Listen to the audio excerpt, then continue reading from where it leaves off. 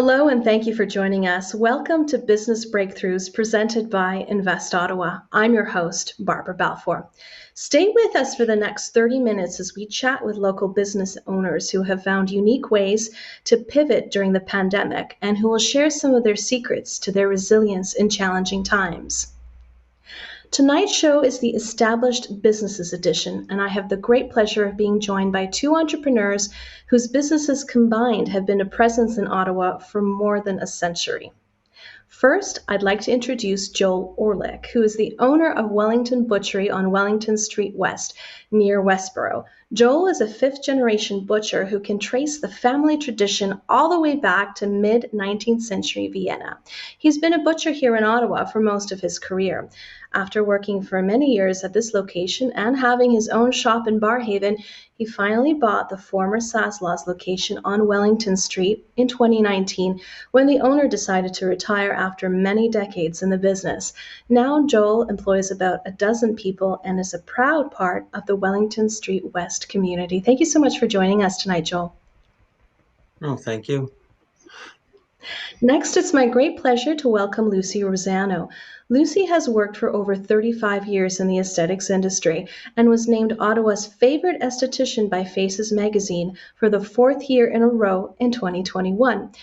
Esthetics by Lucie on Spark Street has been an Ottawa staple for top quality waxing appointments, nail treatments, and various aesthetic services. Although technology, clientele, and services may have changed since they began in the 1980s, their one-of-a-kind customer service remains the core of their business. Welcome to the show, Lucie. Thank you so much for joining us. Thank you for having me.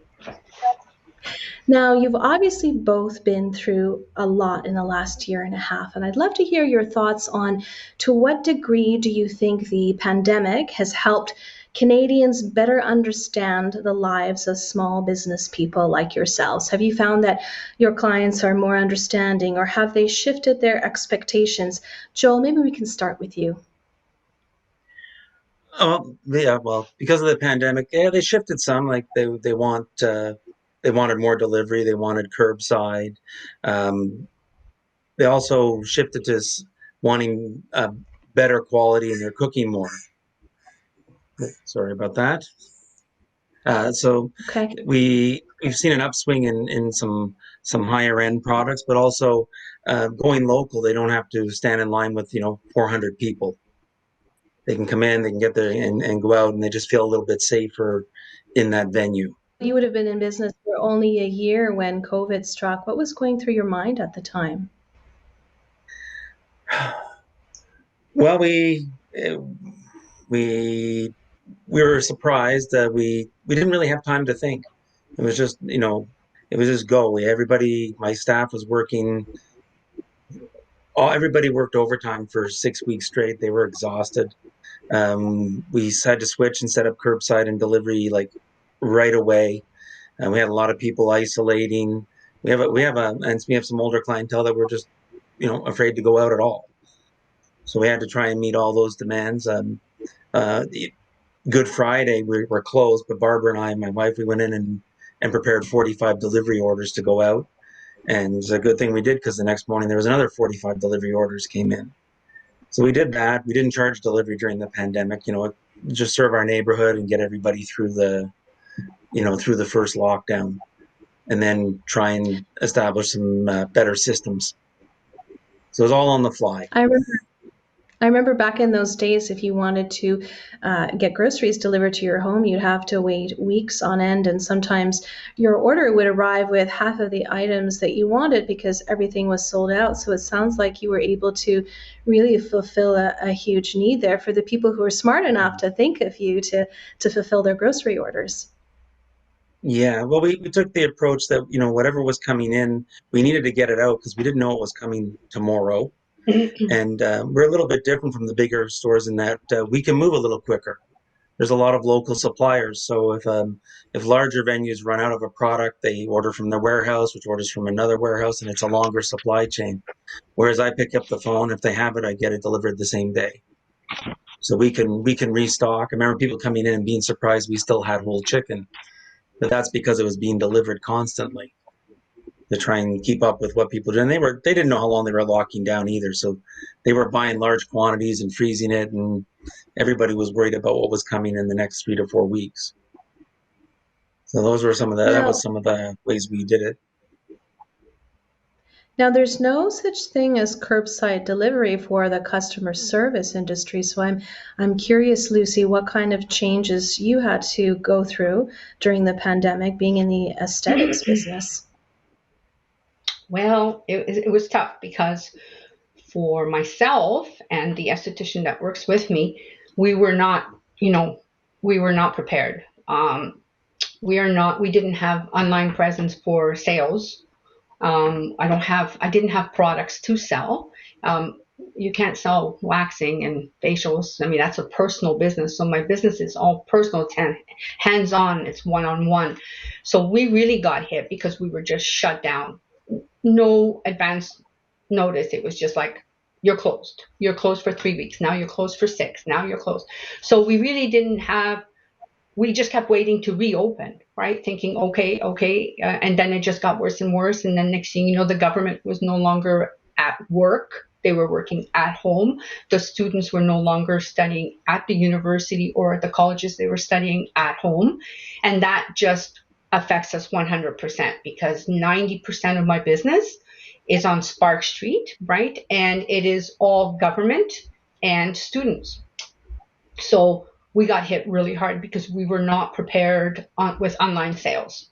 Now we're going to have, the e-commerce, and we're going to mix, like we're preparing, we're getting ready, right? So we had a lot of help with DMS. So they helped us rebuild our website and photography and pictures and filming and you name it. I mean, it's just been amazing. Like the help has been amazing, but we were not prepared. So God forbid this happens 5 years from now, then we'll be prepared.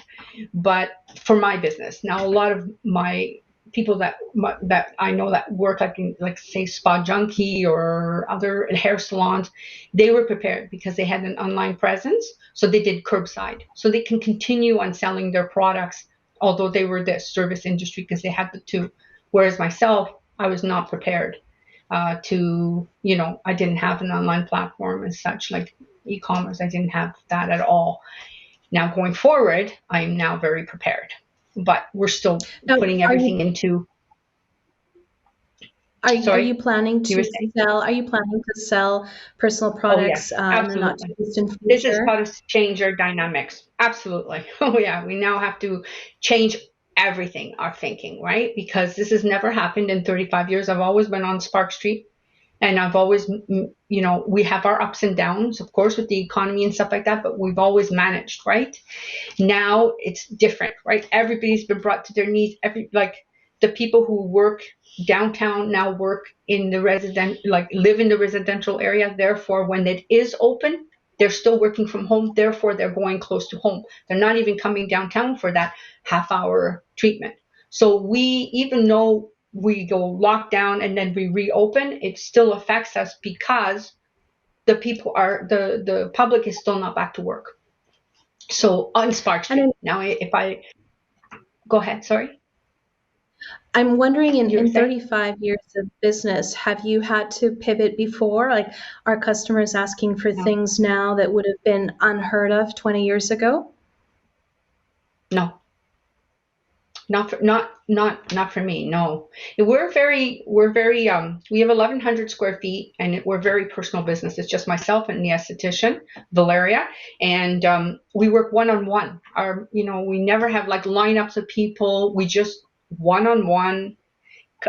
We build one customer at a time. That's just our reputation. We get well known by word of mouth, street signs. So the hotel industry, like in the summer when the students are away, the hotel industry picks up usually and traveling, and so we get very busy, right? And the BIA, we have Rib Fest and French fries, and have dance, and they have all kinds of activities, and that draws people, right? So that gets us, customers, right? People who just kind of hibernate in the winter and then they come out in the summer and they go, whoa, what's happening? Who's open? Who's new? Whatever, right? So that has Yeah. really affected us. So like I was saying, even though when we reopen, right, we are still not able to meet our where we were in our sales, okay? Yeah. Because the people are not back to work. So until the people are back to work and the students are back to actually going to university and studying, I think that I'm going to have to change my business from just service to sales and service. So um, Mhm. that's what I'm working on right now. So is to Mhm. do like facials with product sales, and then if we're open, then they can come in, they can buy the product, and then they can come in and get a facial with the product, so that they know how to use it. You know, get like expert esthetician instructions of a product that is literally just for them, versus like buying something at a drugstore and saying, oh yeah, you know, my skin is oily, so I'm going to buy this, and then it's not for you. So we do the consultation, you come in, we tell you what you need, we sell you a professional product that is for you, and then we apply it on you, and then you go home with it. So it'd be like that's what we're thinking of changing, so that if something like this happens, we can at least make ends meet. And You know, it's with a you, Joel, great at way least to you got to stay open. So yeah, It's a you great know, way to Joel, you got purchase to stay gifts for open, right? someone as Because well. Like you said, Yeah. rather than go to the drugstore, they can also go to you yes, instead and curate yes, like a nice gift box for someone as well. product, I want yeah, to shift exactly. gears back to Joel and ask you how customers' tastes and preferences have pivoted during the pandemic, and of course, since you began your career as well as a butcher. Like, are people asking for different things now? Are they more discerning when it comes to quality of ingredients or how their meat is dry aged, for instance? Talk to us a little bit about some of those Well, offerings that you have in the store now. well, the dry aged for some people it's an acquired taste, but it's a much we do 30, 45, 60, 90 day, and it is more intense flavor and can have nutty undertones. So there's a group of people that like that. Of course, now Wagyu has become a much larger portion of the market, and we carry the Wagyu A5 from Japan, which is like meat flavored butter. And then you have the Mm. Australian, which is more like buttery flavored meat, which is closer to what we would think of as a steak. Both excellent products, but they come looking for those things you're not going to find in a big chain store for the most part. Um, they buy some higher end products. I think people are more adventurous. You don't see a lot. We don't sell pot roasts. I mean, we sell it, but it's not a big thing. They're looking for the duck breast, the fillet, the Wagyu, the Iberico pork, just something a little more interesting, a little more adventurous than they would have been even 20 years ago. So they're just changing times, changing palates, and I'm going to say that I think there's probably a fair number of better cooks out there than there used to be, because they're trying things and they have YouTube to follow, and they follow different cooks. My son follows Gordon Ramsay, and he cooks the steak the way Gordon Ramsay cooks it, and he loves it. Whereas I like mine on the green egg. So And I guess you those are also some carry things. a lot of locally produced Yeah, we try and stay, foods. as much local as possible. I need consistent quality and supply. So, I mean, everything's Canadian except for I'll say when it isn't. Some things just aren't available in Canada at that level of quality yet. I mean, I know there's people working on it, and eventually we will have it in Canada as well, like good Wagyu in good supply as well. But we deal with local pork. The lamb is from Beverly Creek, which is in Ontario. Fabulous, fabulous lamb. We buy other products. I just started carrying Crazy Dan's pickles. He's in Lunenburg, Ontario. We have carried the Kitchen Project Junior and the kid sauces, Jam Bell, all local people, and they all came. I mean, they came and Nice. pitched their product and carry it. We like to support as much local as we can. One third of your store is devoted to products that don't have meat in them. Oh, okay. A little less than a third. A little less than a third. And we have done vegetarian and vegan before, but right now we're waiting for the cook to have both his shots because he doesn't want to. He's an older fellow and he doesn't want to be, he's a little cautious, which is fine. But we'll bring all those things back as well. Yeah, given It's time, and interesting. the kitchen makes a lot of stuff. I wouldn't think to go into a butcher shop to get something that was vegetarian or vegan. And funnily enough, you're also famous for your chocolate chip cookies, I understand.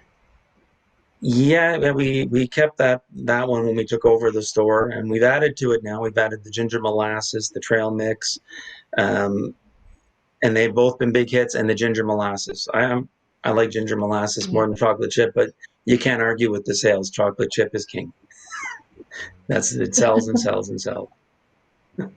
And you're Better add that to my order then. I will. Pardon, Barbara? You're also famous for your cabbage rolls and other items as well. Yeah, we have a full-scale kitchen, and with cabbage rolls, they're meaty, they're big. There's lots of sauce. I take the approach. I want good value for money. I wouldn't want to buy something and not be satisfied after having it. So that's basically what we do. We make it. It's home-style cooking, good quantities. When we do, say, steak and mushroom pie, it's real steak.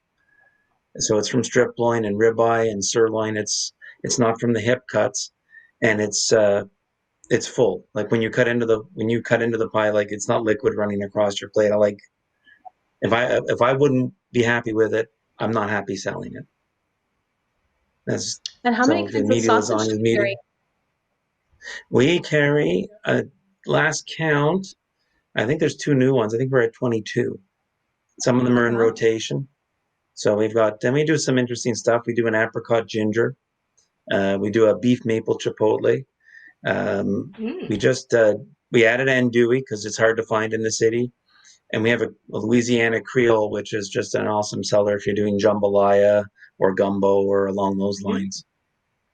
And they're all gluten-free and all made by hand. Pardon me? They're all made in-house? Pardon? Everything's made in-house. We do everything. All the ingredients are chopped by hand. We don't. A lot of these flavors and sausages you can buy a powder mix and pour it in, and it tastes good and everything, but it's not the same as when you make it fresh with, fresh parsley, fresh garlic, everything fresh, start to finish. It's a different thing. And when you don't have binders and fillers, one sausage can be very filling because there's nothing else there, and we can't make them overly fatty because the binders are there to keep the fat from coming out, and we don't put any in. You're more than just a butcher shop. You also have a full-size kitchen in-house. It's a full-size commercial kitchen. What you see of the store is only about a third of the total space. There's a whole bunch of stuff going on behind the scenes. There's the whole sausage room.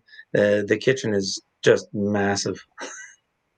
And we produce, like I said, there's 2 cooks working full-time. Now I want to shift gears back to Lucie. Tell us a little bit about your business. What kinds of services do you offer? And maybe start by going back to the very beginning, because you've been in business for a long time. What was it like? What made you take that decision, take that initial plunge to open your own business? Wow. I had just finished school at Versailles Academy. I had just graduated, and I worked at Holt Renfrew. I got a job as soon as I finished classes, and I was counter manager, and I launched a line called Prescriptive, and it was the first store in Ottawa, and so it was an honor, and it was quite the experience because I had just come out of school and just, I really didn't know too much. Only the theory. I didn't know the practical, and it was more of a cosmetician job. It was a very good experience because you got to learn how to run your own shop, basically. So you had your counter and you had to sell, buy, and you had your rep and you had the store. So both were paying your salary and both were responsible to hire you. So you had to please both of them. So if you didn't sell enough, then Holt Renfrew wasn't buying from, let's say, Estee Lauder. So then you were get into trouble. So you basically had a balance. You had to do your books, and you had to do inventory. You had to do the buying. You had to do the customer service. You had to do everything. It was a wonderful experience. But then I developed a cyst because I worked right beside the fragrance, and it kept spraying.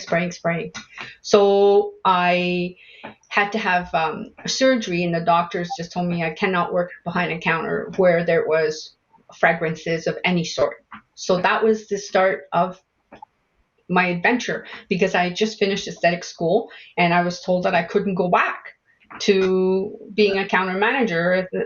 And I was like, what? So then my teacher, who taught me at Versailles Academy, said she got married and she was moving back to Denmark, and she had Esthetics by Joan, and she loved me, and she found that I was a really outgoing and a people person. And so she phoned me and said, Lucie, I'm moving to Denmark. Would you like to buy Esthetics by Joan? And I literally laughed my head off, because she was 52 with And how old were 18 you years at the under time? her belt. I was 25.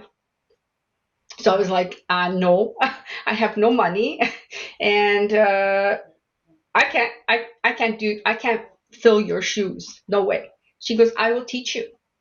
So she says, there's nobody else that I'd like to leave my business to. I know that my clients will be well cared for, and I love your personality. I love the fact that you give 100% of yourself. So I'm willing to train you if you're willing to take the leap of faith. So I went to a bank, and I got a lawyer, and they told me, go for it, but, make sure that an actual business is happening. So I was very lucky, because I had a very good lawyer, and they really gave me great advice, and I followed their advice. I sat there for 6 weeks. I made sure that she referred me. I saw the books. I made sure that she was telling customers that she believed in me and that she trained me. So at the same time, she also trained me on her methods. And so I bought the business, and I cried for a good 6 weeks, because I didn't know what I was doing. And all her customers were very high-end brokers, lawyers, doctors.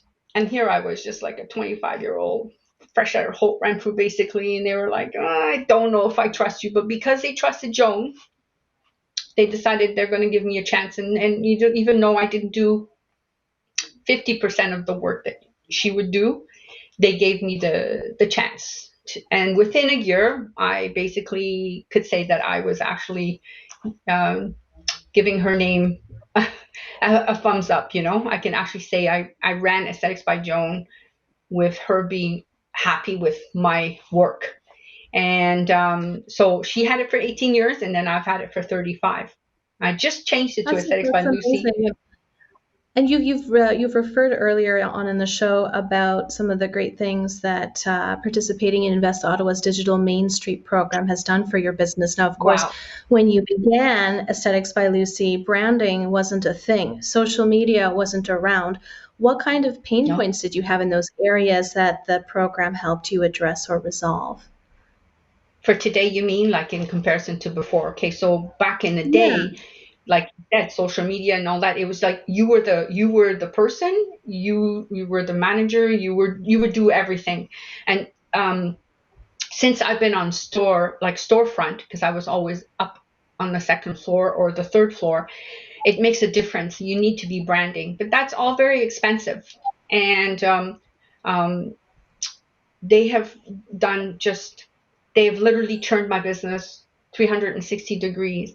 They have given me the tools to go online.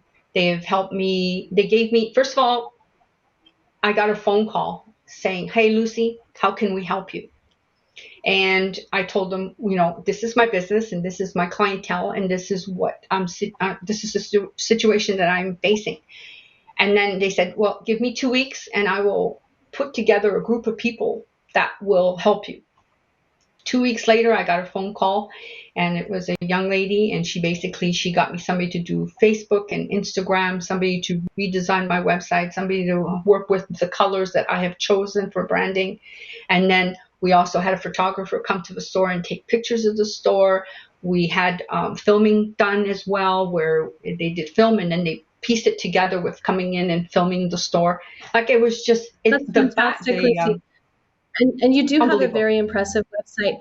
We only have a couple minutes left in our time together, which is so unfortunate because these shows are never long enough. But I want to go back to Joel and ask you quickly what your experience was like with the digital Mainstreet program and what pain points it helped you address as well. Well, they came and assessed our website and everything we were doing, and they were happy with some of it in the website. They helped us pick the platform for the online store, build the online store. I think they helped with the photographer. We picked the photographer, Marianne Rothbauer. Our pictures are just awesome. They also gave us templates. We have a branded look now in our social media. When I was first in this business, all you needed to do was the food section of the Ottawa Citizen. But now it's so scattered. You got to hit all the points and be on all the platforms. And now we have a look, so even without reading anything, it's us. And they have a whole media plan that covers the whole year. So it just makes it easier because this is not my forte. I did not grow up with social media, and I find it very challenging. So they've done they did a great job.